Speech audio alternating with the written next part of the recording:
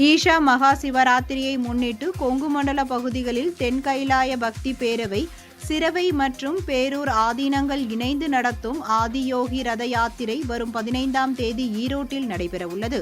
இது தொடர்பான பத்திரிகையாளர் சந்திப்பில் பேசிய தென்கைலாய பக்தி பேரவையின் அடியார்கள் ஆடிட்டர் ரவீந்திரன், தொழிலதிபர்கள் சிவசங்கரன் மற்றும் காந்திமதி ஆகியோர் ஈஷாவில் மகா சிவராத்திரி விழா வரும் பிப்ரவரி 15ஆம் தேதி கோலாகலமாக கொண்டாடப்பட உள்ளது.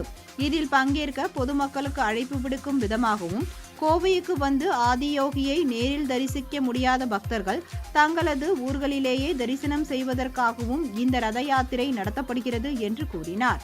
ஆதியோகி ரத யாத்திரையை கோவையில் உள்ள ஆதியோகி வளாகத்தில் தொடங்கிய ஆதியோகி ரத யாத்திரை ஜனவரி 15 ஈரோடு மாநகரை வந்தடைகிறது என்றும், ஈரோடு மாநகரம் மற்றும் அதன் சுற்றுவட்டார பகுதிகளில் 15 மற்றும் 16 ஆகிய 2 நாட்கள் ரத யாத்திரை நடைபெற உள்ளது என்றும் தெரிவித்தார்.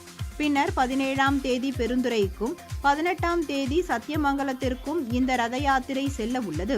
தொடர்ந்து ஜனவரி 19ஆம் தேதி முதல் அவிநாசி, பல்லடம், திருப்பூர், கோவை மற்றும் நீலகிரி பகுதிகளில் ரத யாத்திரை நடைபெற உள்ளது என்று கூறினார்.